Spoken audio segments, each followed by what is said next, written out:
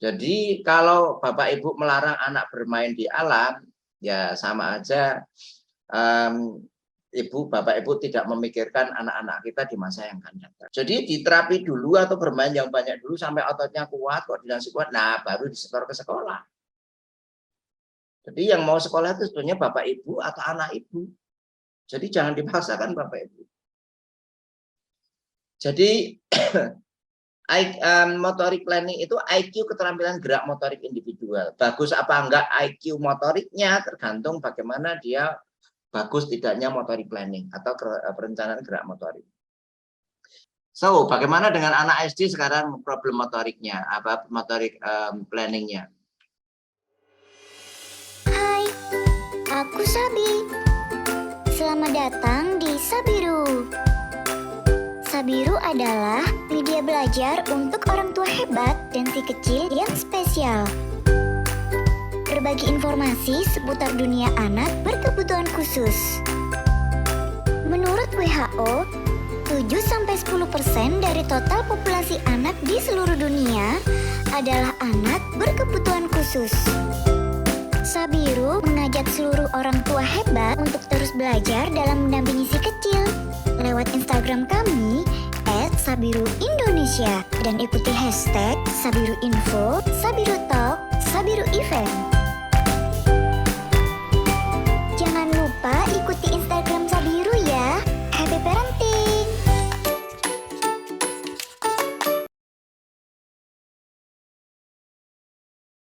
Sabiru Indonesia kali ini dengan judul Perencanaan Gerak Motorik pada Anak Berkebutuhan Khusus.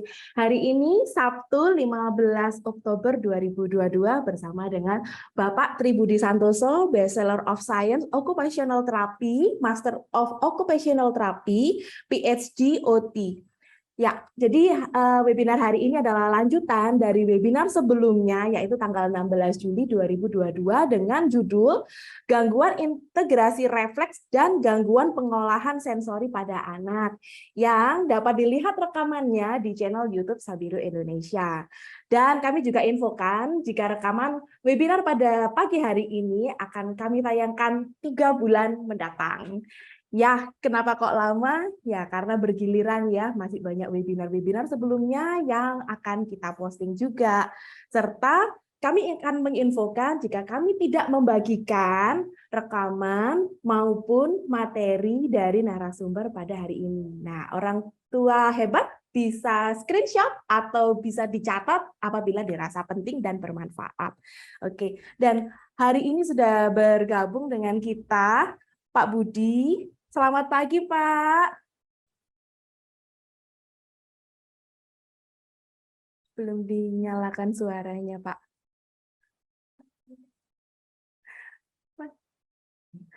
Terima kasih.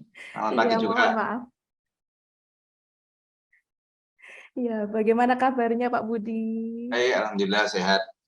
Alhamdulillah ya. Kami tersanjung loh di awal bulan Oktober kemarin Pak Budi menyempatkan untuk bertemu dengan tim Sabiru Indonesia di Malang. Terima kasih banyak Pak. Sama-sama Bu. Iya, banyak ilmu yang kami dapatkan. Nah, kali ini bagaimana dengan okupasi terapi, kemampuan perencanaan motorik dapat ditingkatkan. Nah, silakan Pak. Sudah Bu? Iya, silakan. Oh ya, sebentar saya save presentasi saya dulu. Sebentar. Bagi orang tua hebat yang ingin bertanya, silakan dapat ditulis di kolom chat.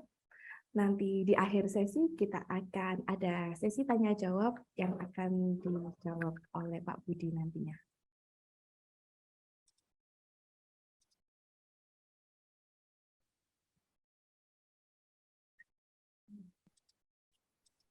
Aku share ya Bu. Baik, silakan Pak.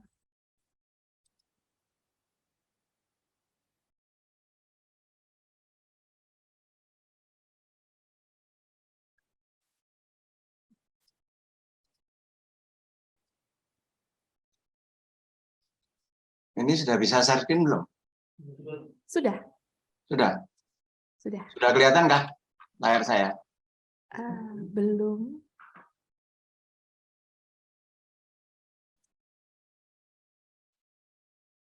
Sudah? Ya, sudah Pak. Ya.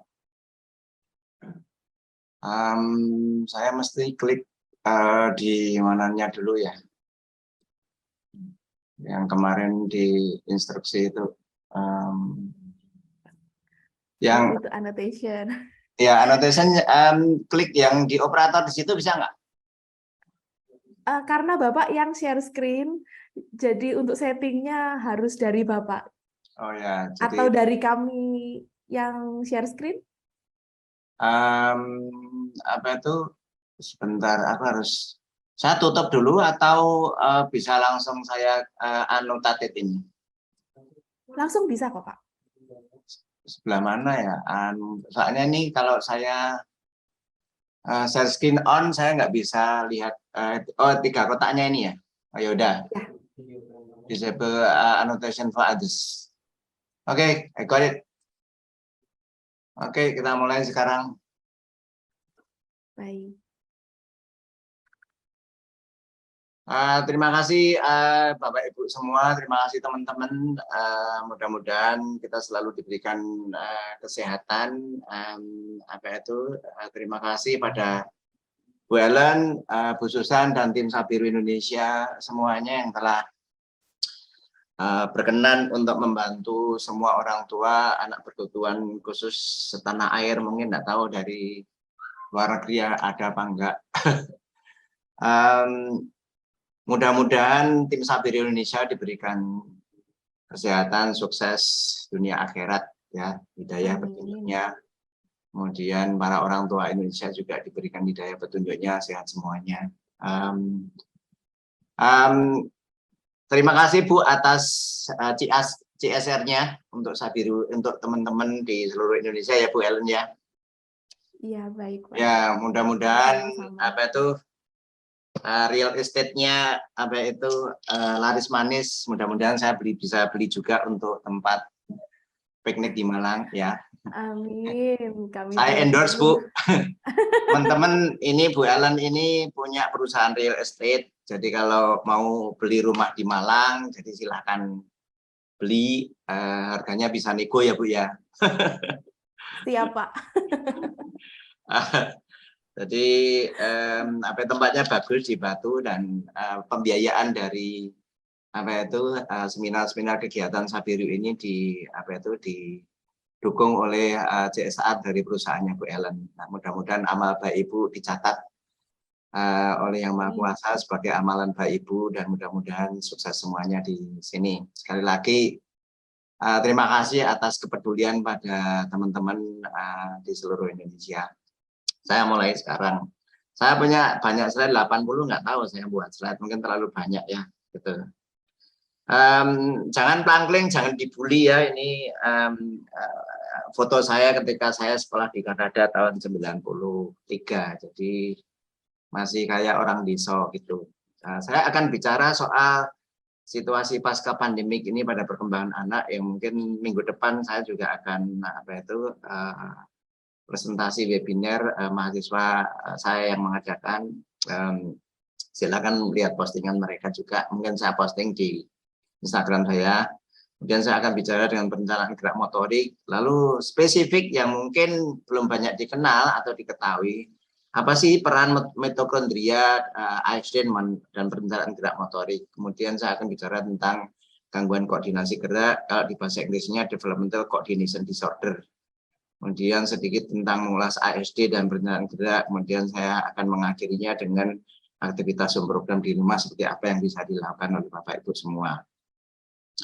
Jadi teman-teman semuanya, dari dampak pandemi ini mengatakan bahwa banyak survei yang dilakukan terutama di Indonesia ini terhadap 951 sekolah diisi online begitu, dan ternyata anak-anak usia prasekolah itu menggunakan layar media sejak bayi, dan waktu yang mereka menghabiskan itu dia lebih dari 1 jam per hari.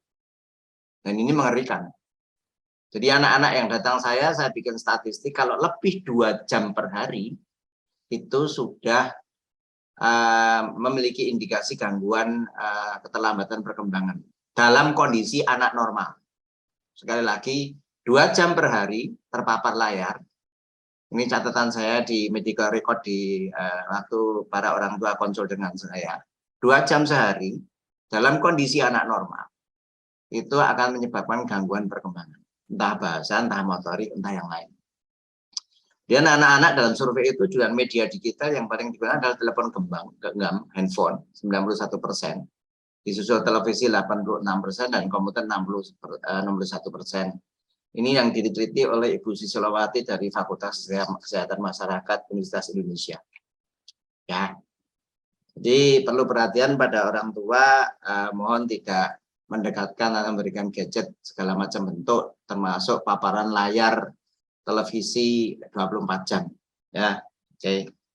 Kemudian ini yang terjadi ketika pembelajaran online bareng-bareng, atau mereka mengerjakan tugas bareng-bareng, atau mereka main game di dampaknya itu luar biasa, gangguan perilaku, gangguan mood, gangguan rutinitas dan sebagainya.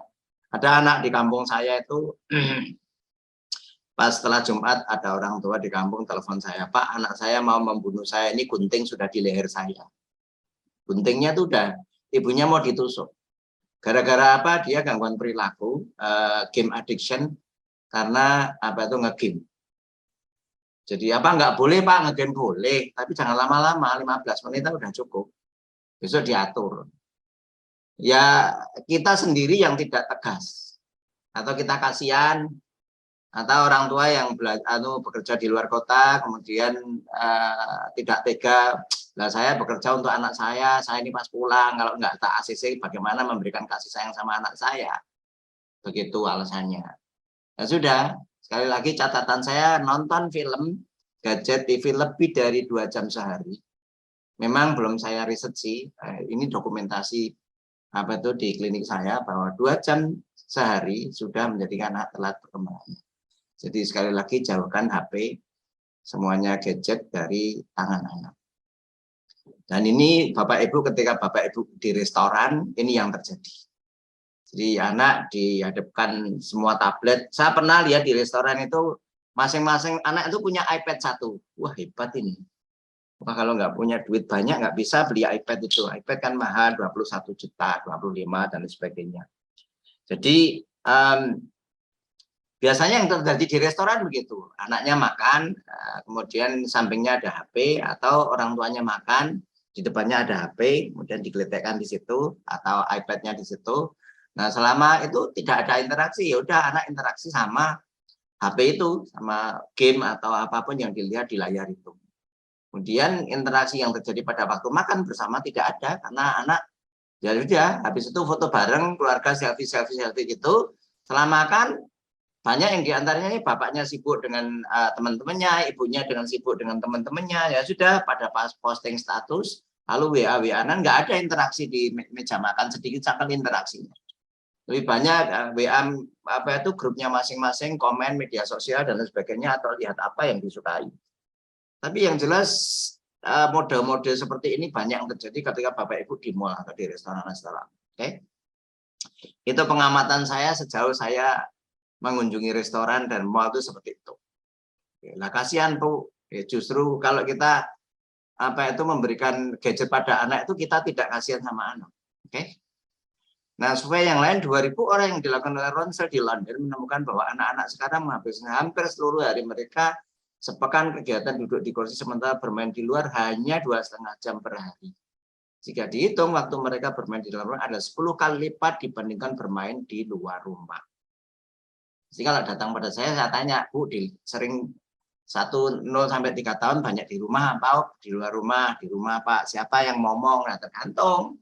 Kalau yang ngomong sudah sepuh, yang itu kan nggak bisa tenaga banyak untuk lari, ya sudah. Orang tua nggak banyak mau rewel, yang daripada capek-capek kasih TV, kasih coklat, kasih HP, ya dietnya gagal, ya sudah ngendon di situ, bapaknya Zoom online, kerja dengan Zoom atau ibunya dengan Zoom, atau bapaknya kerja di luar, ibunya juga sibuk sendiri di dapur, anaknya nonton TV dan lain sebagainya. Anak terabaikan. Dan ini semakin parah ketika pandemi kemarin itu. Dan pemahaman masyarakat terhadap pandemi, kalau kita lockdown nggak boleh keluar, ya kurang begitu pas menurut saya. Ya tetap aja bisa main jalan-jalan di tempat-tempat yang yang bebas tanpa tiket, tanpa restriksi, tanpa palang-palang, kan masih banyak itu. Nah, kemudian review penelitian dari yang lain itu juga mengatakan bahwa kebanyakan penelitian menyimpulkan bahwa anak-anak mengurangi waktu yang dihabiskan untuk aktivitas fisik dan sebagian pada aktivitas di luar ruangan. Di sebagian besar negara, tindakan pembatasan itu dilarang atau tidak membuat orang tua itu disarankan untuk menggunakan taman bermain atau olahraga di luar ruangan. Demikian, kegiatan di luar ruangan terbatas bagi anak-anak. Ini pandemi itu kemarin begitu. Hasilnya sekarang banyak anak-anak datang ke klinik di rumah sakit dan sebagainya dengan problem perkembangan karena pengekangan di rumah, lockdown, PPKM, dan lain sebagainya. Ya. Apa kita akan mengikuti perubahan yang terjadi sekarang? Penemuan apa yang telah mengubah Anda dalam kurun waktu 10 tahun terakhir ini? Apa coba? Jadi apakah Anda memiliki telepon genggam sewaktu Anda bersekolah? Ya enggak, dulu enggak ada telepon. Gitu. Zamanan saya apalagi. Apakah Anda menggunakan teknologi sebagai bagian dari hidup Anda sehari-hari? Iya, sekarang kalau tanpa aplikasi nggak bisa. Belanja, ketinggalan dompet nggak apa-apa, asal nggak ketinggalan HP. Di dompet ada KTP, ada uang elektronik, dan lain sebagainya. Okay. Apakah murid-murid Anda lebih mengerti tentang teknologi dibandingkan Anda? Ya, iya. Banyak orang tua yang lepas kontrol atau tidak tahu bagaimana cara mengontrol icon-icon di YouTube atau game protection atau Google protection dan lain sebagainya, sehingga anak dengan mudah berselancar melihatkan konten-konten yang seharusnya tidak dilihat oleh anak, konten kekerasan, konten kemesraan, dan lain sebagainya. Ya, baik, lagu-lagu anak sekarang jarang diproduksi, ya lagu-lagu anak sekarang ya anak-anak apa lagu campur sari atau lagu pop rock atau lagu pop, terserah genre, atau lagu Korea. Kalau mama papanya senang Korea ya anaknya niru, ya, kenal BTS juga ya, nah, gitu. Nah, cucu saya ya, BTS itu siapa, Merin? Nah, itu loh biar aktris dari Korea, ya ngerti dia. Nah, gitu. Kemana teknologi akan membawa kita dalam dalam 10 tahun ke depan? Ya, siap atau tidak siap? Itu John Naisbitt mengatakan bahwa setiap peradaban selalu menimbulkan konflik, dan hal inilah yang menyebabkan terjadinya penyimpangan dalam menggunakan teknologi baru sebagai senjata perubahan global, entah akulturasi budaya, entah pengaruh negatif, dan lain sebagainya, hoax, dan lain sebagainya, digunakan sebagai senjata. Nah, kalau dari kecil anak sudah diberi alat-alat dengan teknologi modern, maka anak kehilangan keahlian berinteraksi sosial, kemudian termasuk membaca mood, gestur, bahasa tubuh dari anak lain. Komponen inilah yang menyebabkan anak terjadi banyak mengalami konflik karena salah pemahaman, salah persepsi, mempersepsikan perasaan, mempersepsikan mood, mempersepsikan gestur, mempersepsikan emosi wajah, ekspresi wajah pada konten atau tulisan yang diterima atau pembicaraan yang diterima. Karena biasa online, nggak biasa ketemu, ya sosial skill-nya rendah. Nah, gitu itu. Jadi dikit-dikit baper, dikit-dikit baper gitu. Saya termasuk ketika mahasiswa habis Zoom, itu bapernya minta ampun. Ya, mahasiswa itu selevel anak mahasiswa itu bapernya, sensitifnya minta ampun. Ya, apalagi anak-anak saya nggak tahu kayak apa. Ya. Nah, konsekuensinya dengan teknologi itu adalah siap atau tidak siap. Ya, sementara teknologi itu juga membunuh, sementara teknologi itu juga memfasilitasi untuk kehidupan sehari-hari, untuk bekerja, untuk hobi, kemudian untuk entertainment dan lain sebagainya. Dan kalau kita tidak bijaksana menggunakannya teknologi dengan tepat, dengan waktu yang tepat, dengan durasi yang tepat, kita akan terbelenggu pada teknologi tersebut, sehingga anak-anak akan adiktif dan akan terjadi kondisi-kondisi game adiktif, screen adiktif, dan lain sebagainya. Kemungkinan akan terjadi pergeseran DSM-5 tentang diagnosis, entah nanti akan terjadi diagnosis yang baru dengan adanya perubahan teknologi ini.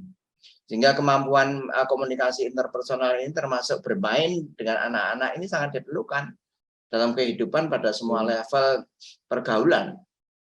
Gitu. Bapak Ibu kalau sekolah nggak perlu juara.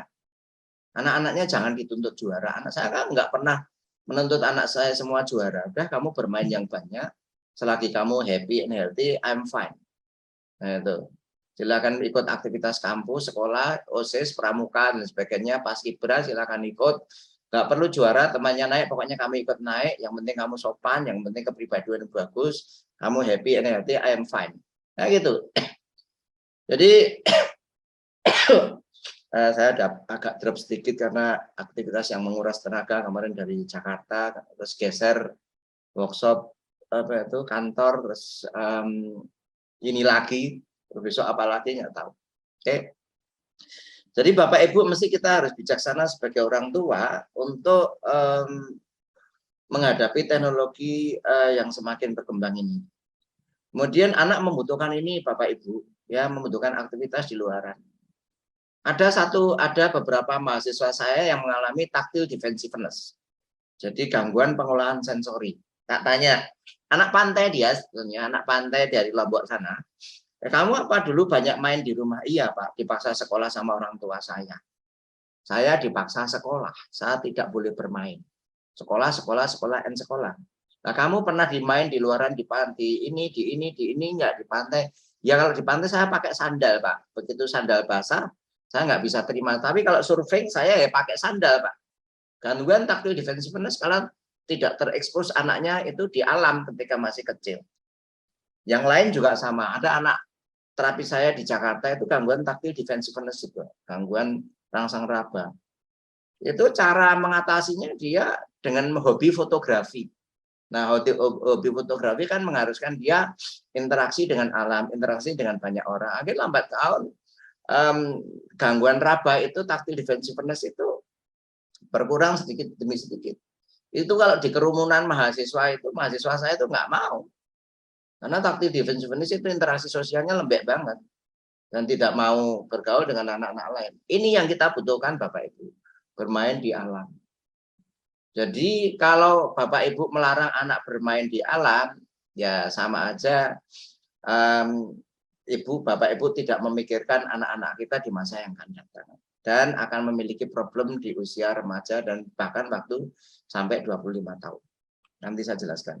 Nah, pembelajaran sekarang itu active kid learn better. Jadi kalau kita tuh punya anak aktif banyak bermain, itu dia bisa meningkatkan semuanya. 20% dia bisa bagus di matematika dan bahasa Inggris. Tapi bukan saya, karena guru saya jelek banget.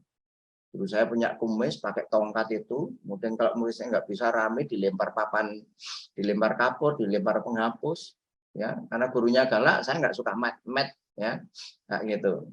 Kemudian standar skor itu increase 6% over 3 years, 13% English student physical activity for the week, 21% itu decrease in teacher time managing behavior. Jadi anak nggak banyak problem perilaku. Ini riset di bawah perbedaannya anak yang pasif, ya, duduk 20 menit, kemudian aktif berjalan-jalan 20 menit. Hanya dengan 20 menit saja berjalan atau beraktivitas, area otak menjadi sangat aktif. So think about this, result of the research. Nah, gitu itu. Jadi jangan bangga kalau anaknya itu bermain di dalam rumah, AC sekalian, kemudian dengan segala macam pernak-pernik layar lebar, TV lebar, dan lain sebagainya, kemudian makan snack sambil nonton film Netflix, kemudian akhirnya badannya gendut, nggak bisa gerak, sudah nanti problem terjadi. Anaknya akan bad mood dan gangguan emosi. Oke. Kemudian dengan cerita saya ini nggak usah Bapak Ibu nggak usah baper. Ya, nggak usah baper, tenang, tarik nafas. Mari kita kembali pada topik, oke? Nah, jadi perencanaan gerak motorik, apakah itu what is motor planning?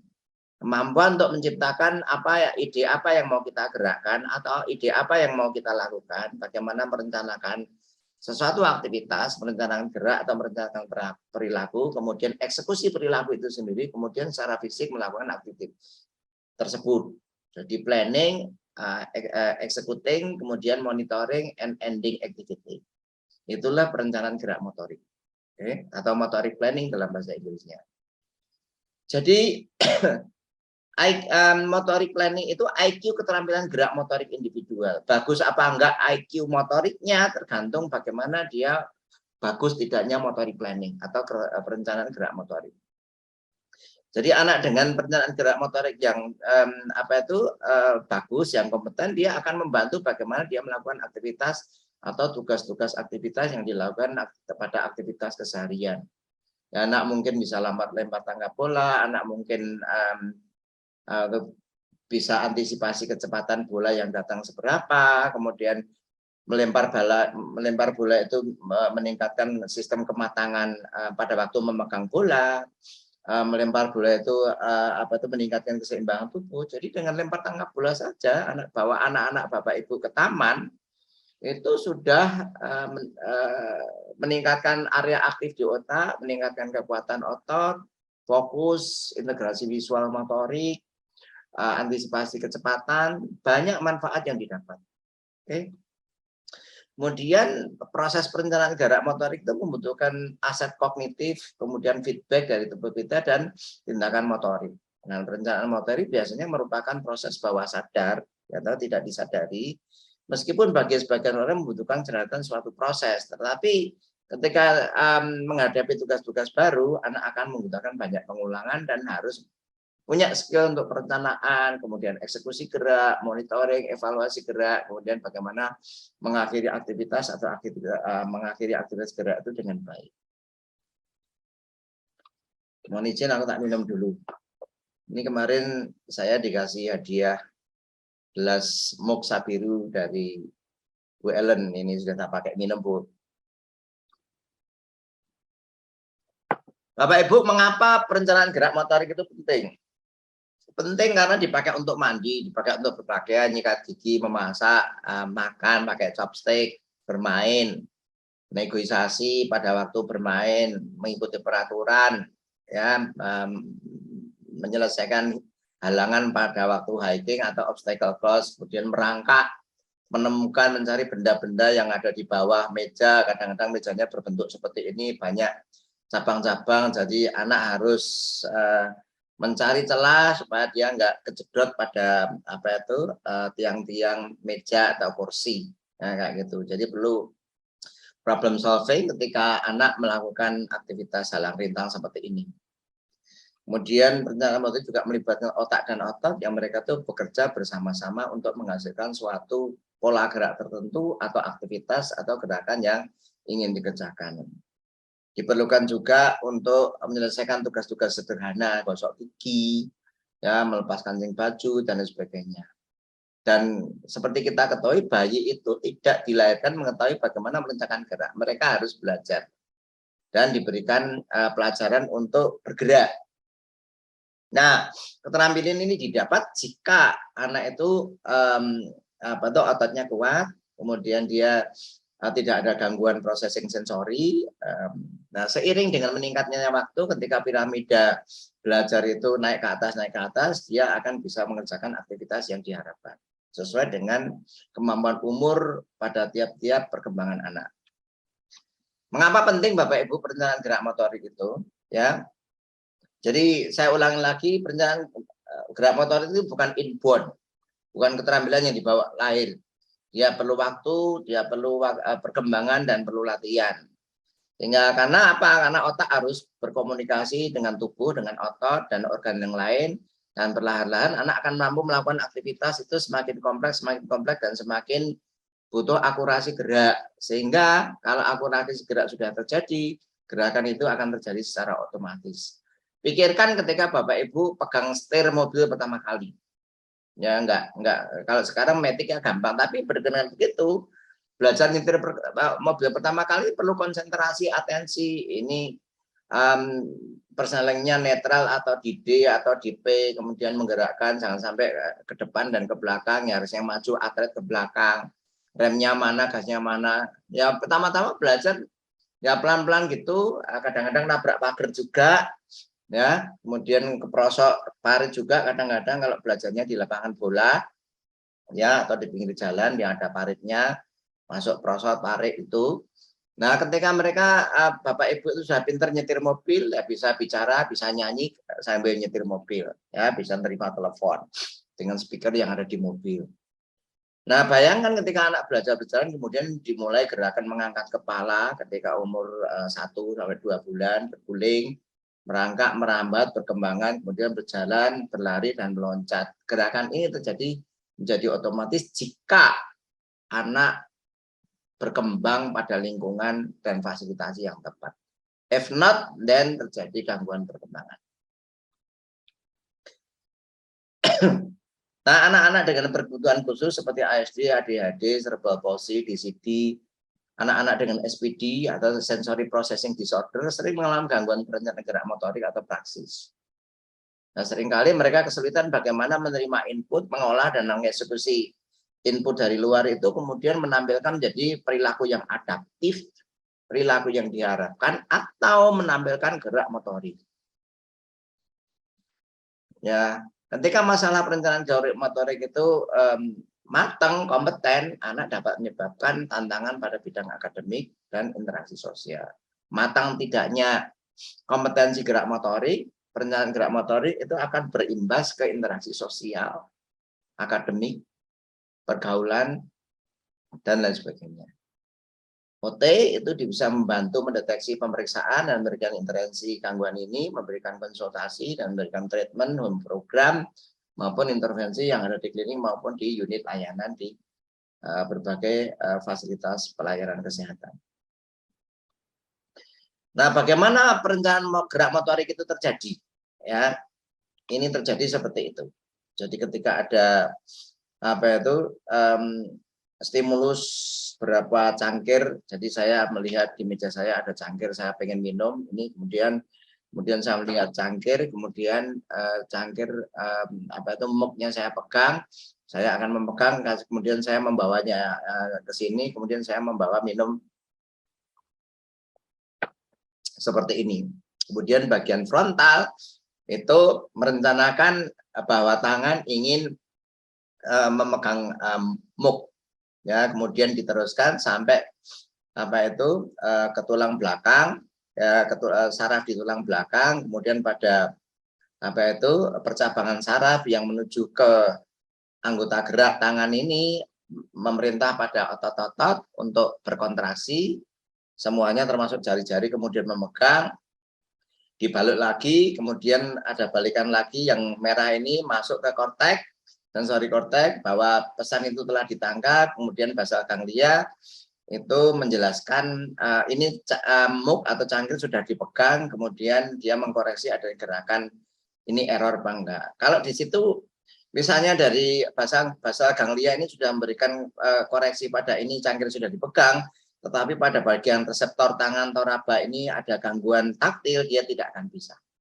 memegang atau memegang terlalu kencang atau memegang terlalu lemah. Ketika cangkir ini bawa ke mulut untuk diminum, cangkir akan jatuh karena taktil tidak bisa bekerja sama dengan basal ganglia. Ya, jadi suatu mekanisme yang cukup kompleks. Oke. Nah, bagaimana perencanaan gerak motorik dan anak dengan gangguan perkembangan koordinasi gerak (DCD)? Jadi kalau dalam bahasa Inggrisnya itu Developmental Coordination Disorder atau DCD. Kalau bahasa Indonesia, anak dengan gangguan perkembangan koordinasi gerak. Karakteristiknya seperti yang tampil di layar itu, lunglai, susah bergerak, tidak bisa keterampilan, anaknya naik, yang lain bisa bersepeda, dia tidak, yang lain bisa lompat tali, dia tidak, ya, kesulitan gerak yang baru, anak kesulitan gerak motorik yang memerlukan perubahan secara konstan, berubah, loncat, berubah, lari, berubah, berhenti, berubah, berdiri tegak, kemudian loncat lagi, lari lagi. Gerak motorik yang perubahan yang konstan itu anak susah untuk mengikuti, terutama yang memakai game. Ya, karena game itu gerakannya berubah-ubah. Kemudian anak kesulitan menggunakan dua sisi tubuh, termasuk menggunting, mengelem, dan sebagainya, fiksasi dengan dua tangan. Dan anak juga mengalami kesulitan untuk menulis, ya, tulisannya kurang begitu bagus. Apa itu DCD? Gerakannya lucu deh, lemah dan bermain game, tidak suka dance, senam atau olahraga, tulisan dan atensinya jelek, nggak bagus, tidak bisa duduk tegak, clumsy, kepalanya disandarkan ke meja atau badannya disandarkan ke sandaran bangku, tidak memperhatikan, tidak bisa menalikan sepatu, tidak bisa memasangkan kancing baju, sering menabrak perabot, tidak suka membaca, dan lain sebagainya. Itulah DCP. Ya, jadi kalau putra putri Bapak Ibu mengalami problem seperti ini, kemungkinan itu DCP. Tapi untuk memastikan harus dicek secara komprehensif. Halo Pak Fuad Depok, ada nggak ini? Speak up boleh? Halo Pak Fuad nonton nggak? Pak Fuad Depok. Mereka janji akan nonton ini. Oke. Jadi they are bright but cannot write. Ini Budi, ini rumah Budi, ini teman baik Budi. Kok Budi terus sih? Ya. Dulu kan begini nih, ini Budi, ini Bapak Budi. Ya, tulisannya kayak gitu. Ya. Jadi susah untuk menulis, dan ketika banyak menulis ya menolak, ya menolaknya dengan manipulatif, menolaknya dengan cerita, atau menolaknya dengan bermain-main dengan aktivitas yang lain. Manipulasi anak itu banyak banget jenisnya. Ada yang menangis, ada yang cerita, ada yang menghindar, banyak. Ya. Oke. Ini coba didengerin sebentar. Parent, you might not think much about your child bumping into things, or if they have trouble tying their shoes, or with their handwriting even. But what you might write off could actually indicate a much bigger problem. Our Gilma Avalos found out what that is. New for you at 10. Once a week, kids from all over North Texas meet to play at the Little Mavs Movement Academy. As they write their name in the air with ribbon or slither around an obstacle course, they're actually working on improving their handwriting, balance, and motor skills. But when you're a kid, this is just fun. It is sometimes like the highlight of my week. Like I look forward to coming here after school. 10-year-old Quentin Thomas has been playing here since he was diagnosed with developmental coordination disorder. We are really concerned. What is he not going to be able to do? What is it going to hold him back from? DCD is surprisingly common, impacting roughly one child in every classroom. The motor skills disorder makes tasks like tying shoelaces, buttoning shirts, and writing clearly a challenge. Other than that, they're very intelligent. Assistant Professor Dr. Priscilla Casola oversees the pre-program at UTA. Every time you talk about DCD, parents know that their kids have this condition. This is Eli. This describes Eli to a T. When Eli was referred here by his school principal, he was struggling with the rite of passage, riding a bike. It helps our arm twist and turn if you already know how to ride bike. Dr. Casola says because kids are otherwise bright, symptoms can be dismissed as laziness. If not addressed, the disorder can impact them in and out of the classroom. They are at risk for bullying, for anxiety, depression. The program focuses on preventing that in a place where kids get each other. I feel like it's good to know that they're not the only ones. For Eli, time at the Little Mavs Academy led to this victorious moment. I can actually ride my bike without training wheels. That's awesome. Quentin, who used to direct team sports, has been playing the basketball team for several seasons and no longer feels frustrated when he puts pen to paper. Well, my handwriting used to be like right here, and then it got to improve to like right there. This program has given me confidence in what we can achieve, and it's also given him confidence. Personal victories achieved while playing together. Gilma Avalos, CBS 11 News. We had a lot of you chatting with us online chat on Facebook Live. Ini anak-anak juga begitu. Jadi masang baju, lepas gancu, nali sepatu, makan sendiri, mengunting merupakan aktivitas sehari-hari yang memerlukan waktu lama. Sehingga orang tua tidak sabaran, sudah akhirnya dikancingkan, makan disuapin, ya sudah. Ototnya tidak terlatih, koordinasi geraknya tidak terlatih. Mungkin bangunnya pagi mepet. Ya bangun spelling waktunya anaknya harus diatur tidurnya. Tidur jangan malam-malam. Ya, itu. Pada situ itu memang macet dan sebagainya. Ya diatur saja aktivitasnya. Makanya rutinitas aktivitas anak itu harus teratur. Kenapa? Supaya ada sesuatu yang pengen udah ruang waktu untuk belajar. Nah, ketika ruang waktu untuk belajar itu tidak ada, orang tua sibuk, nggak ada ruang waktu untuk belajar. Ya sudah, terpaksa dititipkan di tempat terapi. Itu nggak ada lagi solusinya. Nah, gitu. Nah, anak lamban dalam bergerak, terlihat lemah, loncat nggak bisa, lempar tangga bola nggak susah, senam lemah, jalan suka kesandung, membawa benda suka jatuh, sering nabrak pintu, membanting pintu dengan keras, meletakkan tas itu kalau habis sekolah berak, gitu. Sepatu dilempar, tutup pintu berak, karena gangguan proprioseptif. Nah, kesulitan menulis juga gitu, anak susah atau tidak mau mengikuti aktivitas olahraga karena terasa susah, baru juga tidak mau, motorik halus, motorik kasar, koordinasi gerak, anak kesulitan untuk mengerjakan itu semua. Walhasil dan anak frustrated, frustrasi, marah, baper, bad mood, kayak itu. Emosi perilaku juga gitu, tidak tertarik pada aktivitas yang menantang, memerlukan tenaga, membutuhkan ketangkasan, ketahanan dan sebagainya. Apalagi Engga ini mengambil batu dari bawahnya dengan satu kaki, kemudian mengambil batu, butuh koordinasi tangan, butuh keseimbangan, butuh kekuatan otot tubuh. Nggak mau ya kayak gini nih. Anak menghindar dari playground, mencari teman yang lebih rendah umurnya karena tidak percaya diri karena gerak motorik terlambat. Pak, anak saya belum bicara, tak sekolahkan ya. Bukan solusi yang tepat. Anak-anak gangguan perkembangan jangan disekolahkan dulu. Karena apa? Kalau mereka itu sekolah, mereka ketemu anak-anak yang keterampilannya lebih tinggi, mereka akan menarik diri. Anak itu akan menarik diri dan bermain sendiri. Ya. Sementara anak yang motoriknya bagus, mereka bisa loncat, lari, sepak bola. Nah, anak itu menarik diri, aku main di sini aja. Atau dibully temennya pada waktu aktivitas berkumpul. Lah, aku teman kamu jadi kalah, sana minggir sana. Kamu kalah, kamu nggak bisa main, sudah minggir. Anak dibully. Jadi diterapi dulu atau bermain yang banyak dulu sampai ototnya kuat, koordinasi kuat. Nah, baru disetor ke sekolah. Jadi yang mau sekolah itu sebenarnya bapak ibu atau anak ibu. Jadi jangan dipaksakan bapak ibu. Ini berhubungan generasi emas Bapak Ibu. Kita mau mencari generasi emas atau tidak? It's about the child development. Kalau nggak dipikir, buatan mall terus, buatan ruko terus, udah jadi kota 1000 ruko nanti.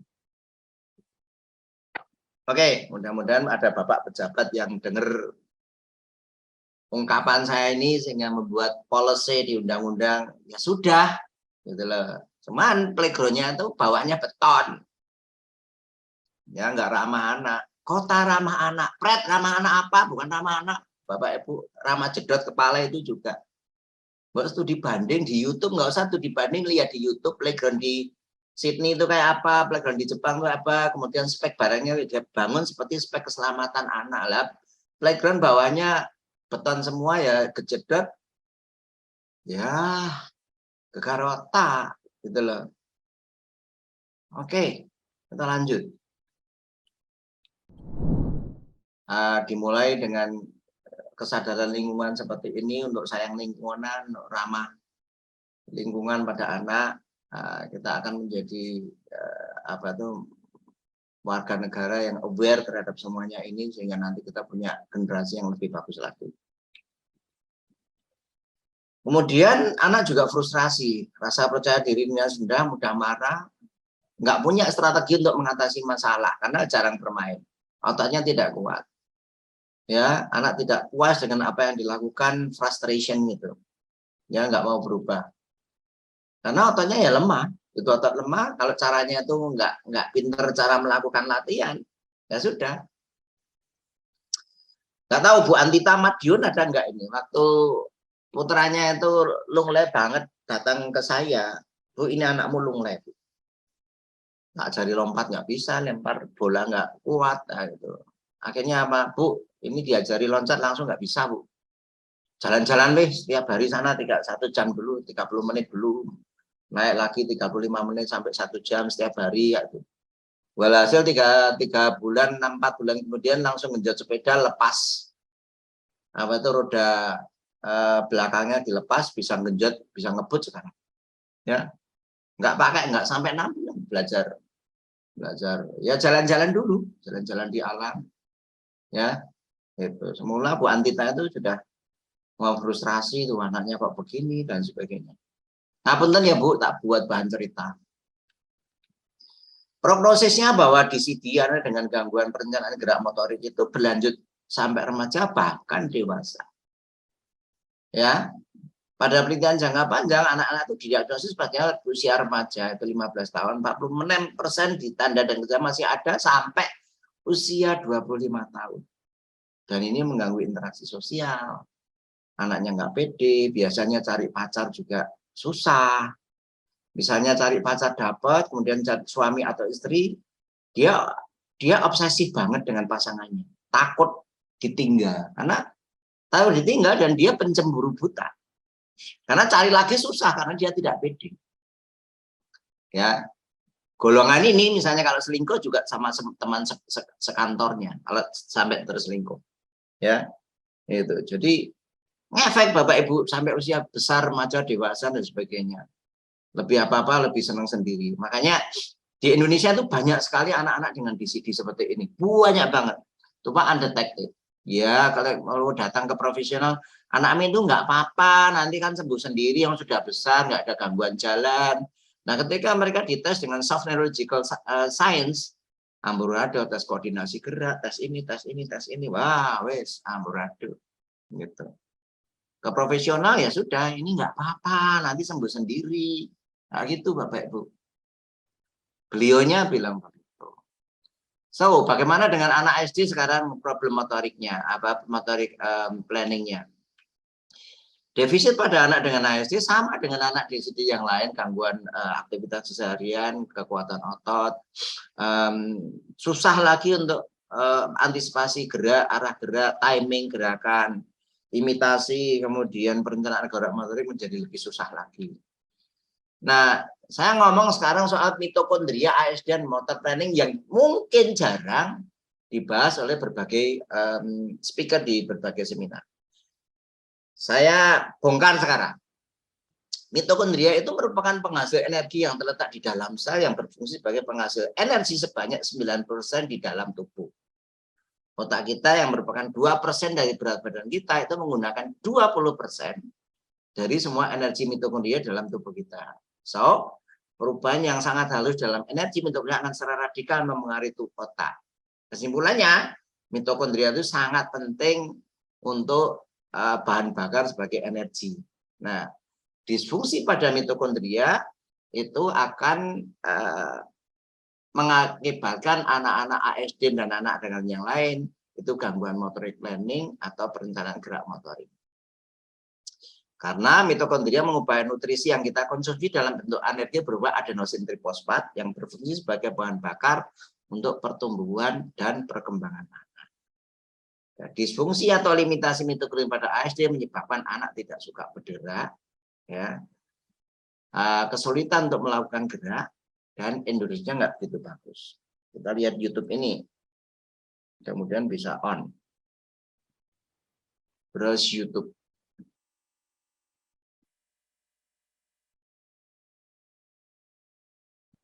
Almost every human cell teems with a potpourri of tiny powerhouses, mitochondria, up to thousands of them. Bahasa Indonesia kan dulu aja lah, biar ibu-ibu yang nggak suka bahasa Inggris bisa bahasa gimana ini subtitlenya di option atau gimana? Oh, bukan. Bentar ya Bu ya.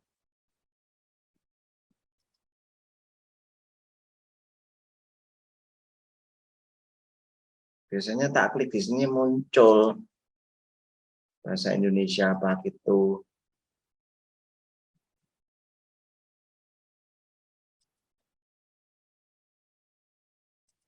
Udah, daripada nanti kelamaan, tak klik aja, nanti lihat sendiri di edit sendiri di bahasa Indonesianya. These organelles use oxygen to convert the nutrients from the food you eat into a form of energy the body can use. The brain consumes a lot of this energy, about 20%. Could changes in mitochondria then affect how the brain functions and contribute to autism? Some researchers think so. Your body has about 10 to the 17th mitochondria. Under a microscope, they assume a variety of shapes. For example, some are tubular, some are round, and others are sausage-shaped. Each one houses its own DNA, blueprints for the machinery needed to produce adenosine triphosphate, or ATP, the body's fuel. Mutations in either mitochondrial DNA or in the more familiar nuclear DNA can affect mitochondrial function. Autism researchers have found differences in mitochondria between autistic and non-autistic people. People with autism have more mutations than others do in both mitochondrial Jadi DNA. anak-anak dengan ASD itu terdapat banyak mutasi di mitokondrianya. Sehingga karena mutasi itu mitokondrianya banyak mengalami gangguan dan tidak berfungsi dengan baik. DNA and nuclear DNA that affects mitochondrial function. And people with mitochondrial diseases are unusually likely to have autism or autism traits, and vice versa. Some researchers think these findings mean that autism is caused, at least in part, by differences in the way the body produces and uses energy. In a study published last year, one team set out to prove just that. The researchers created a way to edit a mitochondrial gene in mice, changing how the mitochondria make energy. Even though everything else about the mice stayed the same, those with the mutation showed some autism-like behaviors. They showed little interest in other mice and fervently buried marbles in their bedding, which is thought to be akin to repetitive behaviors in people. Researchers hope that by learning more about the connection between autism and mitochondria, they can better understand autism's origins and even develop new treatments. Because mitochondria are found throughout the body, improving their function could also help ease indigestion or motor difficulties in people with autism. Jadi kalau memperbaiki mitokondria itu gestasi, pencernaan dan gerakan motorik pada anak autism itu akan semakin bagus. Jadi ini yang menjadi perhatian semuanya bahwa peran mitokondria di dalam anak-anak autisnya itu sangat penting banget. Kemudian yang lain bahwa mitokondria itu berasal dari ibu kandung, ya. Dan ribuan sel yang berasal dari dalam tubuh kecuali dari sel darah merah. Mitokondria itu satu-satunya organel di dalam sel yang mengandung DNA. Nah, karena banyak mitokondria di anak ASD tidak berfungsi dengan baik, maka ada terjadi kemunduran. Ya. Termasuk kemunduran otak dan kemunduran bicara, kemunduran motorik dan sebagainya. Disfungsi mitokondria juga dijumpai pada kondisi anak lain seperti cerebral palsy, Down syndrome, dysplasia, dan kondisi-kondisi yang jarang dijumpai di masyarakat. Nah, ATP merupakan energi bahan bakar pada tubuh manusia, sehingga kalau ada defisit pada mitokondria akan menyebabkan keterlambatan perkembangan. Penelitian yang dilakukan oleh Varga et al. 2018 mengatakan bahwa menunjukkan bahwa orang dengan autisme memiliki lebih banyak penghapusan DNA mitokondria daripada kelompok kontrolnya. Jadi mitokondrianya itu banyak terjadi gangguan disfungsi sehingga DNA-nya itu sudah nggak berfungsi dengan baik. Nah, akibatnya adalah hampir semua ABK mengalami keterlambatan atau delay. Oke. Nah, berkurangnya produksi ATP pada anak dengan ASD mengalami gangguan kontak mata, komunikasi verbal, gerakan motorik termasuk motorik planning, keterampilan fungsional yang lain, makan, minum, gosok gigi, dan sebagainya. Nah, meningkatkan mitokondria akan berfungsi untuk meningkatkan fungsi bahasa, interaksi sosial, kognitif, sehingga akan mengurangi problem perilaku seperti agresivitas, perilaku berulang, dan sebagainya.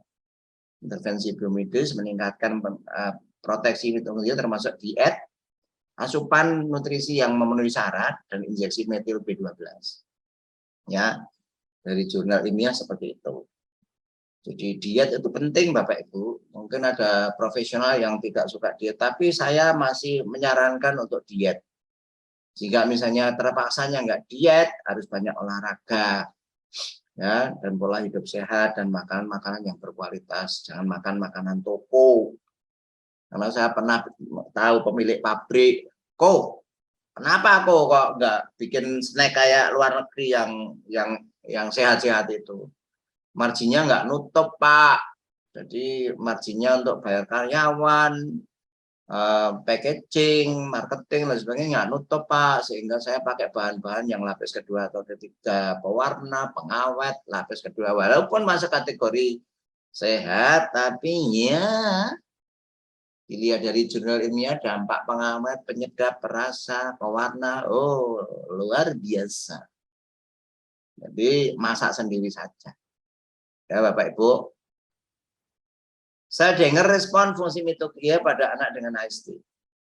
Semua aktivitas itu mengurus glutation atau kerusakan pada membran sel sehingga menyebabkan kerusakan fungsi mitokondria termasuk racun, mikroba yang berbahaya seperti Lyme, Clostridium 3, produksi jamur yang berlebihan.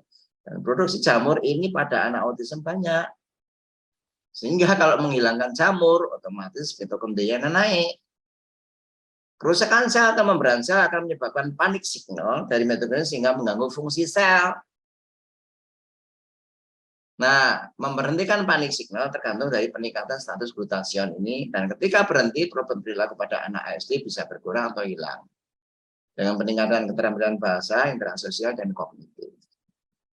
Oke Bu, sampai di sini paham nggih? Nah, bagaimana treatment biomedis meningkatkan kemampuan anak dengan ASD? Mitokondria membutuhkan nutrisi untuk menghasilkan ATP, sumber bahan bakar di tubuh. Penyerapan nutrisi usus itu penting untuk mendukung perkembangan anak. Anak dengan autism mengalami sembelit, diare, dan permasalahan pencernaan yang lain. Ya, khususnya banyak jamur di alatnya, leaky gut, dan sebagainya. Dibandingkan anak-anak neurotipikal yang lain. Sehingga akan mengakibatkan status gizi yang lebih rendah dan penurunan produksi adenosin trifosfat. Inilah mengapa intervensi dia pada autism sangat penting. Mitokondria berfungsi optimal ketika anak mengkonsumsi makanan yang kaya nutrisi yang dapat diserap pada saluran pencernaan yang sehat. Nah, kalau saluran pencernaan ketutup jamur nggak bisa, protein hilang, amblas. Intervensi diet yang tepat, menghilangkan biji-biji dan susu dari semua dietary, meningkatkan fungsi usus dan penyerapan nutrisi. Ya, gitu. Oke, saya lanjut. Jadi mudah-mudahan Bapak Ibu menjadi semakin lebih jelas bagaimana mitokondria itu berfungsi untuk anak-anak autism.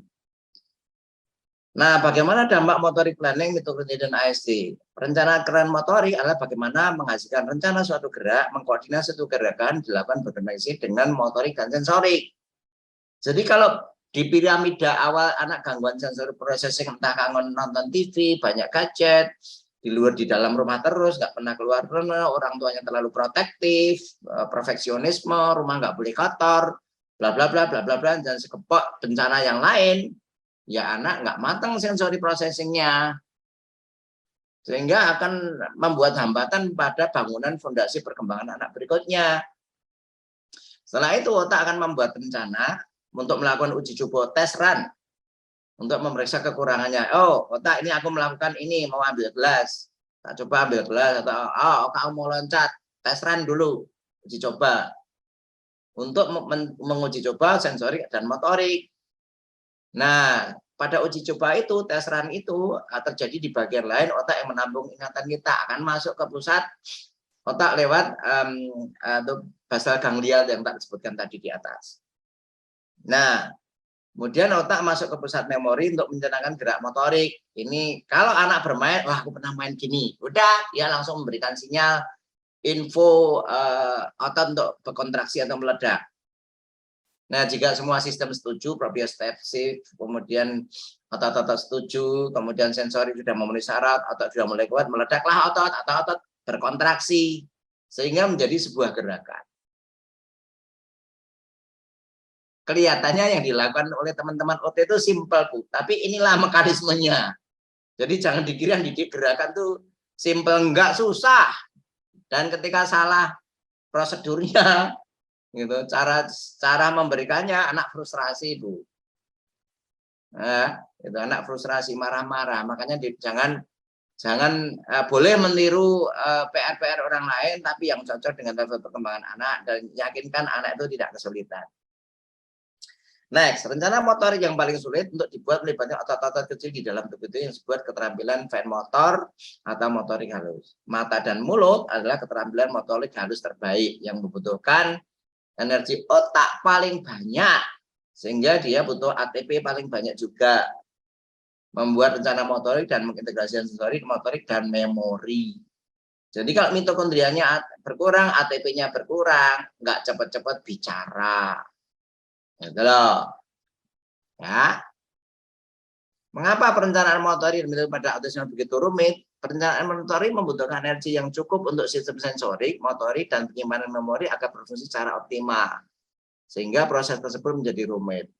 Kita lihat contohnya. Otak menggunakan 10% energi untuk memproses informasi visual.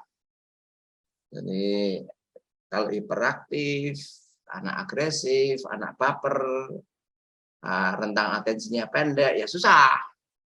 Otak akan menggunakan 40 energinya untuk memproses informasi visual. Kedua mata mengambil informasi visual, kemudian diproses, diatur, dianalisis, disimpan sebagai data di otak. Kemudian proses ini terus-menerus terjadi dan membutuhkan jumlah besar ATP. Anak-anak dengan autisme membuat lebih sedikit ATP karena gangguan fungsi mitokondria. Paham ya sampai sini? Akibatnya adalah menyebabkan perlambatan pemrosesan visual karena miskinnya atau disfungsi mitokondria pada anak autism, sehingga terjadi penurunan kontak mata. Contoh lain termasuk melirik ke samping, gazing itu, melihat objek dari dekat atau perilaku merangsang diri sendiri yang dilakukan di depan mata yang gini ini, ya, ini semua, atau di sini ada mainan HP ya, gini perilaku berulang ini merupakan upaya untuk mengembalikan pemrosesan visual. Ya, jadi jangan dimarahi kalau anak begitu itu, ya biarin aja, nanti perbaiki sensori, perbaiki asupan nutrisi, jamurnya dihilangi, diet yang tepat, pola asuh yang bagus, lamba-lamba mitokondrianya bagus, ototnya kuat, proses sensori prosesinya bagus, anak meningkat. Itu loh Bu, jangan dikasih tabletop terus. Anak sekolah, anak itu perlu gerak, perlu yang lain.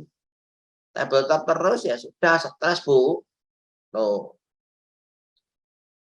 Treatmentnya apa? Dari evidence base dari jurnal yang saya baca di Parih et al 2009, ada di daftar referensinya, nanti Bapak Ibu baca sendiri. Most expert use combination of vitamin to optimize patient nutrition and general health and prevent the worsening of symptoms during time of illness and physiological stress. Nah, vitamin tentu saja yang sesuai dengan rekomendasi dokter yang memang pakar di bidangnya, perbaiki nutrisi, diet yang tepat, kemudian kesehatan secara umum dan simptom yang ada, termasuk stres. Jadi Bapak Ibu kalau manggil jangan keras, Budi, kesini, jangan keluar, jangan naik. Aduh, kalau Bapak Ibu sudah menggunakan ambang rangsang panggilan dengan suara kayak tinggi terus, ya anaknya stres Bu. Hindari kata jangan dan tidak, tunjuk merah tidak, ya, gitu. Tidak boleh lari, jangan keluar rumah. Kan bisa dibalik, adik kita main di dalam sini yuk, jangan manjat-manjat, ayo main di lantai, kita main perosotan, naik lagi. Jangan manjat pagar, adik kita ke lapangan main bola, dialihkan, itu kan bisa. Jadi buat positif statement, sekali lagi positif statement. Jangan gunakan jangan dan tidak, akan membuat kecemasan dan di hati itu tidak enak. Anak itu diajak ngomong, bukan diomongi. Oke Bapak Ibu. Lanjut. Perencanaan gerak motorik persyaratannya itu otot tubuh harus kuat.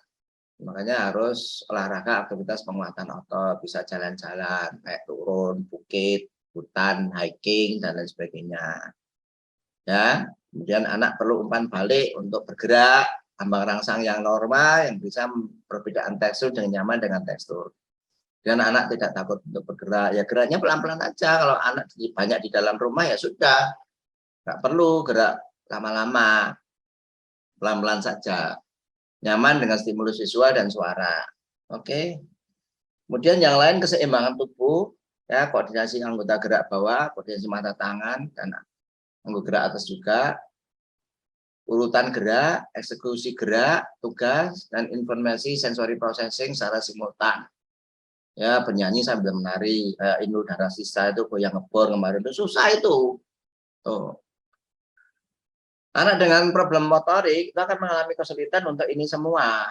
Jadi urutan yang benar, sering menabrak, gagal mencapai suatu keterampilan seperti melompat-lompat atau nendang dan sebagainya. Kesulitan yang lain, konsistensi dalam bekerja, tidak koordinasi mata tangan cerai, gangguan ritme gerak, 1, 2, 3, 4, nggak bisa nggak gitu. Ya, 1, 2, istirahat dulu. Kontraksi ototnya minimalis kok, nggak bisa didrill kayak gitu, pelan-pelan. Implikasinya adalah anak membutuhkan waktu lebih banyak processing untuk menyelesaikan suatu tugas. Aktivitas seharian, makan, mandi, dan sebagainya itu menantang karena perlu processing, perlu step, perlu tahapan, urutan, dan sebagainya. Jadi perlu alat bantu visual untuk membantu mereka atau mempelajari tugas-tugas yang baru. Kadang perlu verbal prompt, kadang perlu pictorial, kadang perlu prompting fisik, dan lain sebagainya. Tergantung level keterampilan anak waktu itu. Jadi pemberian prompt harus disesuaikan dengan level perkembangan anak. Terus implikasinya yang lain, tugas menulis akan menjadi tantangan bagi anak, jadi jangan banyak menulis, yang simpel-simpel saja. Anak tidak melakukan aktivitas fisik, karena perlu urutan, sekuensi, kecepatan, koordinasi, itu susah bagi anak. Jadi guru olahraga memberikan aktivitasnya dipecah-pecah, sedikit-sedikit. Ya, repetisinya agak sering, sehingga anak belajar gerak yang mudah-mudah dulu. Baru ditahapkan keterampilan yang lebih ke atasnya. Anak ada kelemahan ketika melakukan keterampilan motorik, jadi ada problem solving di situ. Diajari bagaimana memulai tugas baru, bagaimana memanipulasi mainan, bagaimana menggunakan alat-alat akademik, pensil, rautan, dan sebagainya, penggaris, jangka, dan situ. Anak mungkin akan manipulatif atau ngeles. Jadi kalau ngeles ya sudah apa itu? Diatur dengan baik, jangan langsung dimarahi. Ngelesnya bisa nangis, ngelesnya bisa pipis. Pipis, Bu. Oh, ya, sekarang ngerjakan pipis dulu, Bu. Anak bisa berjalan-jalan di kelas. Ya, anak bisa tantrum juga, tergantung dia pengen ngeles atau manipulatif dengan cara apa. Jadi terapisnya kalau nggak aware atau orang tua nggak aware, aku tak cerita dulu ya. Tadi aku punya teman kayak gini deh. Nah, dia itu kan diantar papanya atau Ma. Kemudian papanya itu kemudian lupa nggak jemput. Nah, karena lupa nggak jemput, dia marah-marah, dia bingung marah, Ma. Nah, gitu itu. Ayo sekarang nulis, ibunya. Sebentar, Ma, cerita aku belum selesai. Tunggu dulu, Mama kok nggak sabaran sih? Itu anak manipulatif kayak gitu, Bu. Jadi, kalau anak itu cerita, yang lain dia nggak sempat nyerahin, dia upaya untuk supaya tidak mengerjakan pekerjaannya karena gangguan gerak motorik. Ya, dampaknya ke perilaku. Begitu Bapak Ibu, supaya menjadi perhatian dan membuat latihan Bapak Ibu itu sabar, jangan dibentak. Cepet jangan. Gitu loh. Ya, jangan dibentak, itu anak Bapak Ibu. Kita dilihat di YouTube-nya. Wah, ini sudah 10:30. Selesai enggak ya? Let's try. Flight attendant challenge. If you are an aspiring flight attendant, do with this.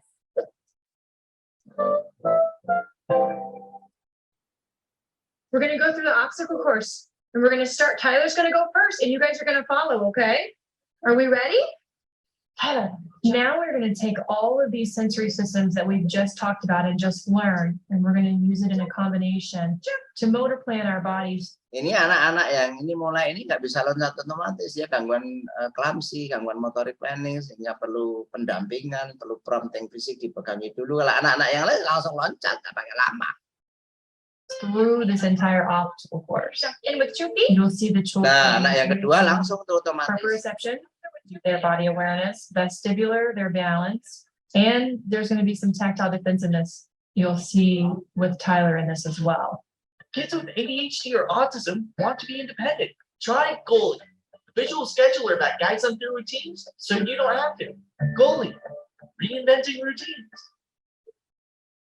Good job, Odin. Come on, climb through. Jalan memberikan encouragement atau dorongan kita untuk beraktivitas, nggak usah buru-buru, takes time aja Bu, karena mereka itu clumsy, lunglai, nggak bisa bergerak cepat, nggak bisa nulis cepat, nggak bisa aktivitas seharian yang seperti ini. Jadi itu adalah kesabaran dan perlu waktu. Motor planning a child's body through space, through a classroom, on a playground, through an obstacle course like this is good practice to help them understand how their body moves in space, as well as balancing, and it's usually fun for the kid. Oke, nanti silakan browsing sendiri, ketik aja activity ideas to practice motor planning ya di YouTube. Ya silakan difoto. Aku lanjut, nanti nggak selesai, nanti bisa 11:30 ini kayaknya. Nah, kayak aktivitas nendang bola ini, planted the foot, kemudian laces part, kemudian follow through. Ini suatu sekuensis gerakan yang cukup kompleks. Nggak semuanya anak dengan gangguan motorik planning, perencanaan gerak motorik nggak bisa langsung menendang kayak gini, susah. Nah, itu. Nah, gimana meriksanya? Itu dengan gerakan motorik, gunakan kuesioner DCD ini kuesionernya. Apakah bisa lempar tangkap bola, bisa lempar bola tenis pada jarak 1,8-2-4 meter, bisa mukul bola dengan bat pingpong atau main bulu tangkis, bisa obstacle course enggak, bisa lari berhenti lari, bisa lari cepat berhenti bisa enggak, bisa ngerem ketika setelah lari enggak, ngerem mendadak ya, bisa buat rumah-rumahan, membuat prakarya enggak ya, kecepatannya menulis sama, menggambar dengan anak lain sama apa enggak, ketinggalan enggak ya, apakah bisa menulis akurat atau tulisannya amburadul. Anak bisa menggunakan energinya dengan baik, tidak energinya menulis tidak terlalu tebal, tidak terlalu tipis. Kalau anak dengan clumsy biasanya kalau nggak tipis ya tebal, sampai kertasnya itu tembus. Bisa gunting nggak, gambar tanpa kesulitan, suka olahraga nggak, ya, kemudian suka melakukan gerakan yang berulang-ulang kali apa enggak, atau geraknya lebih lama dibanding dengan anak lain, bisa pasang kancing baju, tali sepatu enggak, anak terlibat lemah, mudah jatuh enggak, apakah anak tidak cepat capek, ya. Kalau itu tidak bisa, yang pertanyaan-pertanyaan itu tidak bisa dilakukan, lakukan tes ini, yaitu lututnya. Welcome to the interview today. Please introduce yourself. Sit down. Watch his head. Head comes up first. Pull yourself up. Saya pakai di bayi aja, jadi anak disuruh tes setup ya. Jadi anak disuruh tidur, kemudian kita kedua tangan di atas dada, atau kemudian lututnya kita pegangi dan anak disuruh duduk. Ya kalau anak lunglai banget, kayak anak Down syndrome atau CP yang masih muda usianya 3 tahun dan sebagainya, bisa tes dengan dipegangi kayak gini. Jadi kalau indikasinya kalau kepala ini tertinggal di bawah atau mereka tidak bisa set up ini dengan baik, ada kelemahan otot-otot di bagian depan.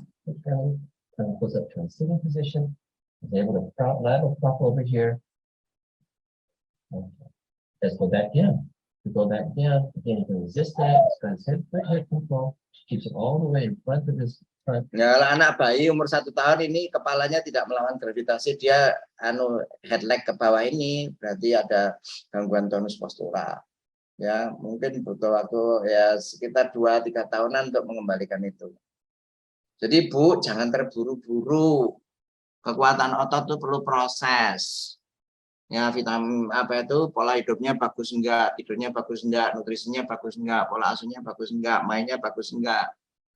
Para variabelnya itu banyak banget. Oke.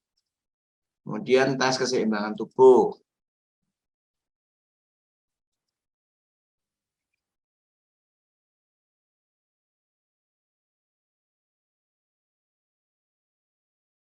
The keys to teaching, learning, and improving the fundamental movement skills of static and dynamic balance. Charlotte has been asked to stand on one leg with her opposite foot against her support leg. She is then asked to walk along a line on the floor while touching her heels to her toes with every step. She has not received any instruction. Jadi anak diminta untuk berdiri satu kaki, amati ada goyangan tubuh apa enggak, amati apakah kedua tangannya ikut merentangkan ke samping tubuh, ke depan atau ke belakang, ada goyangan enggak. Tes yang pertama mungkin dua kaki rapat, matanya keduanya itu tertutup, ya merem, dan anak disuruh menghitung sampai 10-20 dia jatuh enggak. Kalau enggak jatuh, kemudian berdiri tegak, satu kaki dia goyang enggak, kemudian tes berjalan tandem seperti ini tadi. On technique at this point. When balancing statically, Charlotte looks down at the ground or her feet. There is movement or rocking on the support leg. Her torso leans sideways, back and forward to assist her balance. Arms are out, but not at shoulder level. When balancing dynamically, Charlotte looks down at the ground or her feet. Her arms are not used to balance. There is inconsistent placement of her. Ini contoh anak-anak yang mempunyai gangguan motorik planning yang mereka jalan tidak begitu rapi, kemudian anak ototnya tidak begitu kuat sekali, inkonsistensi untuk placement dan sebagainya. Jadi silakan capture kid to learn how to balance. Oke, aku tutup ini. Kemudian tes jumping jack.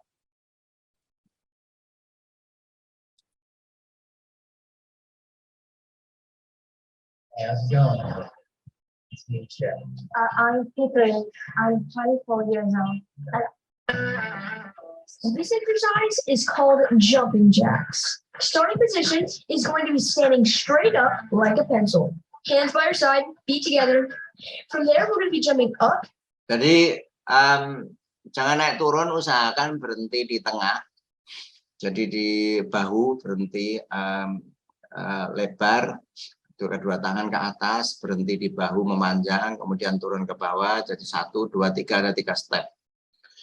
Kemudian turun, kedua tangan sejajar dengan bahu, kemudian gerakan ketiga turun lagi. Nah, ketika terjadi gerakan seperti itu, kacau balau enggak?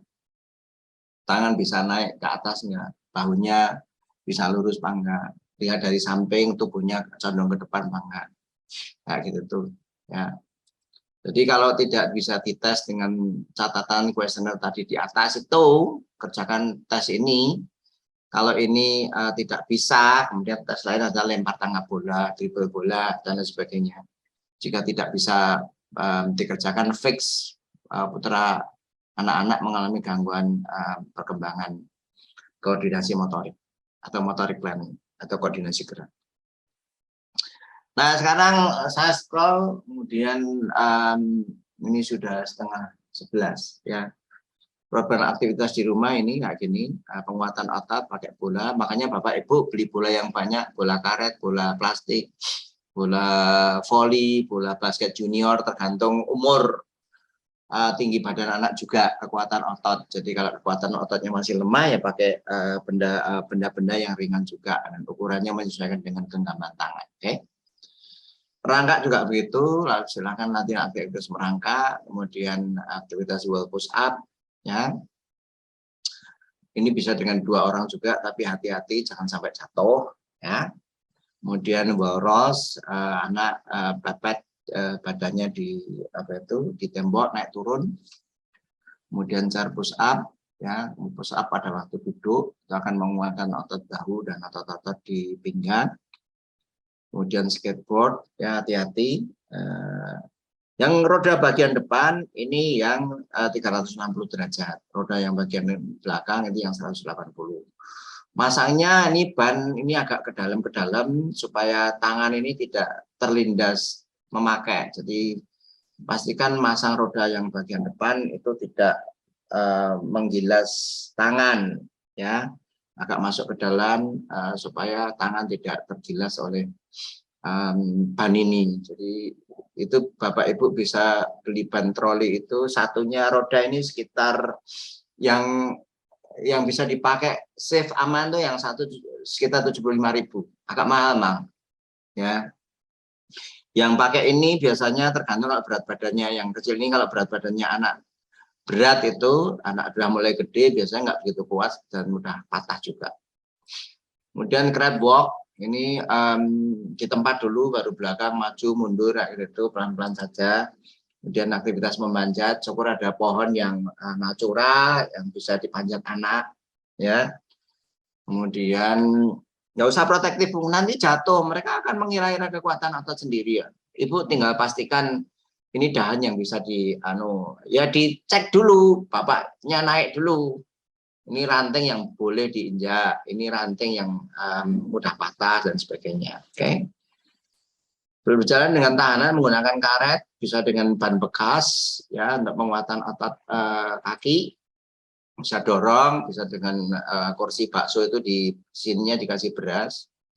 Lihat di Facebooknya Bu Boni atau Facebooknya Bu siapa tuh Boni Panca atau busnya di Facebooknya di Bu Mevi Carolina. Ketika si Niko latihan ini tarik tambang, narik ban bekas dan lain sebagainya. Ya, berjalan pada garis, ya sejajar, bisa papan latihan juga. Kemudian sambung dengan aktivitas lempar tangkap bola, latihan konsep, ada gambar di bawah dengan flashcard dan sebagainya. Loncat 2 kaki dulu, 1 kaki, variasi arah, maju mundur kanan kiri, depan belakang, zigzag, ya secara bertahap. Bermain bola, ya seperti ini bisa dalam kelompok, dribble bola, lempar tangkap bola, lalu passing ball, bisa kanan, bawah, atas, samping, ini untuk kelincahan. Lalu bisa pengenalan konsep sambil motorik planning, bisa menggunakan bola plastik, bola karet, bola yang agak besar, pokoknya anak kuat untuk melempar, bisa konsep warna, bisa konsep bentuk, binatang, dan sebagainya, tergantung kurikulum dan pemahaman anak sampai di mana. Melempar pada target, bisa tisu, bisa botol bekas, dan barang-barang yang lain yang bisa ditumpuk, kemudian bisa dilempar, gradasi jarak, dan lain sebagainya. Ya, koordinasi mata tangan dengan bat pingpong, pakai balon, atau shuttlecocknya digantung dengan senar di atas, pakai raket kalau belum bisa. Ya, pertama kalau pakai raket nggak bisa, pakai tangan. Dan koordinasi kaki ini agak susah kalau ototnya sudah kuat. Kalau ototnya belum kuat jangan dilakukan karena aktivitas ini berat. Ibu-ibu pun sulit ini, bapak-bapak pun yang nggak bisa itu susah, ini latihan cukup susah ini. Tapi kalau bisa dilakukan anak fun, dia bisa menggunakan fungsi kaki, motorik kaki dan sebagainya dengan bagus. Oke. The things to be pay attention itu adalah awali latihan dengan pemanasan 5-10 menit. Latihan ini 25-45 menit. Bertahap 5 menit setiap 3 atau 4 hari. Tambahkan 5 menit sampai dia bisa 45 menit. Akhirnya aktivitas yang ketinggian 5 menit. Latihan memakai sepatu dan pakaian olahraga. Frekuensi berapa lama Pak? Tergantung dari berat ringannya kondisi. Kondisi berat sebaiknya setiap hari tapi dengan durasi yang agak minimal. Kondisi sedang 3 kali 4 kali per minggu, kondisi ringan bisa 2-3 kali per minggu. Ya, latihan dengan menggunakan objek ini kalau sudah mulai pintar, kecepatan, akurasi, ya pakai Frisbee. Frisbee bisa dibeli di online banyak ini. Ini salah satu Timoko untuk for children Timoko. with developmental coordination disorder. Children with DCD occasionally experience difficulty crossing the midline of their bodies with their hands. Timoko can help the child develop this ability by encouraging him to use the right hand for the left side and vice versa. Using Timoko, the child with DCD learns to control his movements by practicing motion accuracy. In the falling fruit game, the child must catch the fruit and place it in its designated basket in a precise manner. Ini anak-anak IT yang pintar bahasa coding, nggak susah buat device ini sebetulnya. Ini hanya teknologi Bluetooth, dipasangin Bluetooth, pakai receiver, kemudian di bahasa pemrograman game yang simple, tergantung gamenya mau bergerak apa, gitu. Ya, sebenarnya saya pengen belajar bahasa coding, tapi sudah terlalu konsepnya punya banyak aku. Jadi kalau ada teman-teman IT yang mau bergabung riset dengan saya, ada orang yang membiayai, silakan talk to me dan saya bisa membuat berbagai macam ini dengan tenaga ahli IT yang bisa bahasa coding dan membuat game. Nanti patennya bisa direbut bareng-bareng, oke? Gak susah ini yang bisa IT. Without touching other baskets. This way, the child improves his motor control. A child that has difficulty with coordination often shows longer response time. In Timoko's photo album game, the child must discover the picture and quickly erase the creatures that interrupt his work. This way, Timoko can improve the speed in which the child reacts to stimuli and acts upon them. Most children with DCD have difficulty with bilateral coordination. Timoko's photo album game encourages the child to use both hands simultaneously. The bubble bath game involves the child popping the bubbles by clapping his hands, and thus enables him to learn a new. Jadi media OT game-game yang sebagian ini dipakai oleh okupasi terapis ini ada yang low technology, teknologi simple, ada yang medium technology, ada yang high tech. Ini termasuk high tech yang dipakai oleh okupasi terapis. Ya. Kemudian yang lain ada juga VR yang sekarang bisa di settingnya bisa tetap pakai kacamata dulu, sudah tua ini, kasihan nih Pak Budi ya, sudah tua ini, tua augmented reality for children.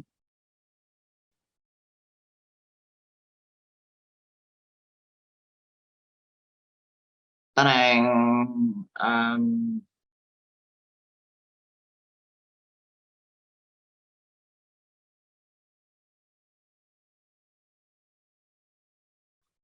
VR ini bisa dipakai untuk berbagai macam kondisi, stroke, brain injury, gegar otak. Jadi bentuknya pakai Google gitu. Hello everyone, today we're going to talk about the mind-blowing technology which is revolutionizing the Pemilihan gamenya bisa dipilih. Immersive technologies comprising of virtual reality, augmented reality, and mixed reality are amongst the fastest growing and fascinating technologies today. So what is immersive technology? To put it in a nutshell, immersive technologies create or extend reality. And this is done by immersing the user in a digital environment and photography came into existence. Morten Heilig invented the first VR device called many other industries like education, military, medicine, and sports, to name a few. Here are some examples of VR in real life. Class VR is an innovative new concept in the educational industry with. Jadi lingkungan di VR ini bisa dirubah di program di situ, ada di laut, udara, daratan, hutan. Kemarin saya coba di Prancis waktu saya datang di seminar di Kongres OT sedunia di Prancis. VR sudah semakin maju lagi. Dan peralatannya VR sekarang bisa dibeli dengan seharga handphone, termasuk Google dan programnya. Jadi bisa kisaran 7 sampai 12 juta tergantung merek di open market. Jadi kalau Bapak Ibu punya spare uang bisa untuk beli ya, tapi jangan dipaksakan. Ini bisa dilatih dengan aktivitas-aktivitas tradisional yang diberikan oleh OT atau program yang saya berikan. Jadi dan kebutuhan Bapak Ibu kan banyak ya. Jadi mungkin bisa dibagi-bagi kebutuhannya sehingga rumah tangga jalan, anak jalan, program jalan, dan lain sebagainya. Saya sudah hampir selesai.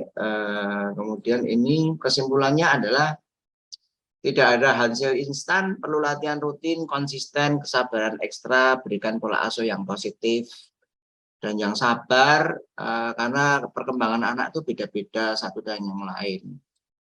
Terima kasih, dan ini daftar referensi jurnal-jurnal yang saya pakai. Sekian kalau ada pertanyaan. Jadi buat ibu-ibu, bapak-bapak yang mendengarkan diskusi saya, terima kasih sudah memberikan aura positif pada saya untuk sembuh, dan mudah-mudahan aura positif saya menular ke ibu semua. Buat para terapis, terapi apa aja, saya pesan berikan intervensi pada anak dengan hati, dengan hati. Dengan hati, dengan hati, dengan hati, dengan hati. Karena melayani dengan hati, anak itu tahu terapisnya itu ramahnya ramah lip service apa enggak, anak itu tahu. Iya. Pura-pura ramah ya tahu. Hmm. Pura-pura sopan tahu. Ini pura-pura marah tahu. Jadi kalau kita honesty, kita jujur, anak itu akan menilai kita tuh honest apa enggak, kita tuh ikhlas apa enggak. Makanya buat para teman-teman terapis, guru, dan orang tua, bekerjalah dengan hati. Itu yang paling penting. Ya, itu aja pesanku. Ya, terima kasih banyak Pak Budi untuk Sama, Bu. sharing ilmunya hari ini. Semoga kita bisa sambung lagi ya di lain kesempatan. Sehat selalu. Ya, Mohon maaf apabila Sabiru Indonesia ada kesalahan dalam webinar kali ini. ya. Baik, sebelum kita akhiri, kita boleh foto bersama ya Pak? Silakan Bu. Ya, untuk parents bisa on cam, dinyalakan kameranya, kita akan foto bersama. Tenang. 1, 2, 3. Baik, dan sekarang karena waktunya sudah hampir jam 12 lewat, maka kita akan akhiri. Terima kasih banyak untuk semuanya. Kita akan jumpa lagi minggu depan di webinar berikutnya. Sampai jumpa. Terima kasih Bu, saya off. Pamit, Ya, bye-bye. terima kasih Pak Budi. Ya, fotonya jangan lupa ya Bu. Bye. Terima kasih Pak Budi. Sama-sama semuanya. Bye Pak Budi. Ya, bye-bye juga Bu Ivon. Terima kasih Pak Budi. Hai, aku Sabi. Selamat datang di Sabiru. Sabiru adalah media belajar untuk orang tua hebat dan si kecil yang spesial. Berbagi informasi seputar dunia anak berkebutuhan khusus. Menurut WHO, 7-10% dari total populasi anak di seluruh dunia adalah anak berkebutuhan khusus. Sabiru mengajak seluruh orang tua hebat untuk terus belajar dalam mendampingi si kecil. Lewat Instagram kami @sabiruindonesia dan ikuti hashtag #sabiruinfo, sabirutalk, sabiruevent. Jangan lupa ikuti